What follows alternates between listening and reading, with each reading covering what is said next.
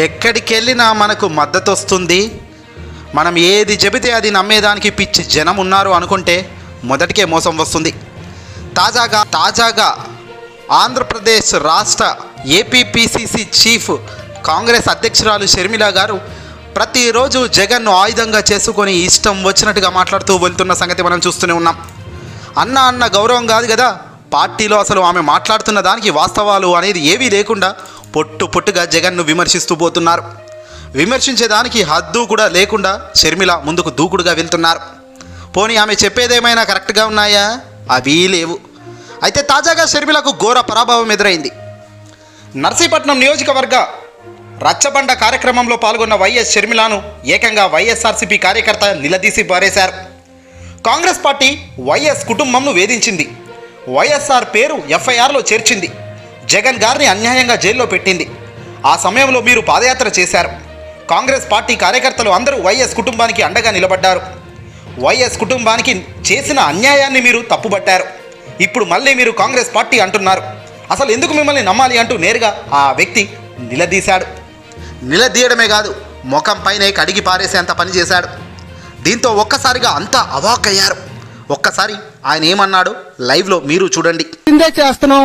జగన్మోహన్ రెడ్డి గారి పరిపాలనలో ప్రతి పేదవారు అందరూ సుభిక్షంగా ఉన్నారు. పింఛనీలు వస్తున్నాయి, ఇళ్ల స్థలాలు వస్తున్నాయి, అన్ని రకాలుగా బాగుంది. ఈ రోజు మళ్ళీ మీరు కాంగ్రెస్ పార్టీలో రాజశేఖర రెడ్డి గారి పేరు ఛార్జ్షీట్ లో చేర్చారని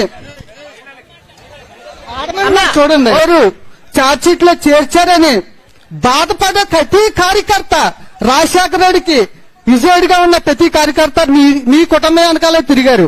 మళ్ళీ ఈ రోజు మీరు ఆ పాలన బాగోలేదు, మళ్ళీ కాంగ్రెసే రావాలంటున్నారు. దానికి మీ సొల్యూషన్ చెప్తే అందరూ ఆలకిస్తారని కోరుతున్నాను. అప్పట్లో ఏ కాంగ్రెస్ పార్టీనైతే నిలదీశారు, ఏ కాంగ్రెస్ పార్టీనైతే విమర్శించారో అదే కాంగ్రెస్ వైపు మీరు ఇప్పుడు నిలబడి ఎందుకు మాట్లాడుతున్నారో క్లియర్గా మాకు చెబితే అర్థమవుతుంది అని ఏకంగా ఈ యువకుడు మాట్లాడిన మాటలు ఇప్పుడు సోషల్ మీడియాలో షేక్ అవుతున్నాయి. ఇంతకన్నా దారుణం మరొకటి ఉంటుందా షర్మిలమ్మ గారు? ఒకప్పుడు కాదు, ఇది వాస్తవాలు కాదా? ఆ వ్యక్తి అడిగిన ప్రశ్నకు తప్పేముంది చెప్పండి? ఇంత దారుణంగా మీరు కాంగ్రెస్ వైపు నిలబడి జగన్పై కావాలని బాణాలు విసురుతుంటే ఎవరైనా ఇలాగే ప్రశ్నిస్తారు డైరెక్ట్గా. ఇప్పుడు చెప్పండిరా మిత్రులారా, what to do, what not to do. ఇలాంటివి ఎన్నెన్నో వస్తుంటాయి ఎన్నికల కోసం, ఎన్నికల స్టంట్. కానీ ఏదేమైనా ఎవరు ఎన్ని వచ్చినా ఎన్ని మాటలు మాట్లాడినా మన గురి మాత్రం ఫ్యాన్ గుర్తుకే ఓటు పడాలి. మన గురి మాత్రం జగనన్న బాణంగా వెళ్ళి అందరి ప్రతిపక్షాలను ఓడించడమే మన లక్ష్యం కావాలి. మన గురి మళ్ళీ మన జగనే బలంతో విజయం సాధించాలి. మన గురి మళ్ళీ ఫ్యాన్ గుర్తు రెపరెపలాడుతూ ప్రపంచనం సృష్టిస్తూ జగనన్న మళ్ళీ ముఖ్యమంత్రి కావాలి. మన అనుకుంటున్న మన జగనన్నకు మనం ఏంటో చూపించాలి ఇక రాబోయే కాలంలో. ఈ వీడియోని అసలు లైక్ కొట్టి షేర్ చేయండి.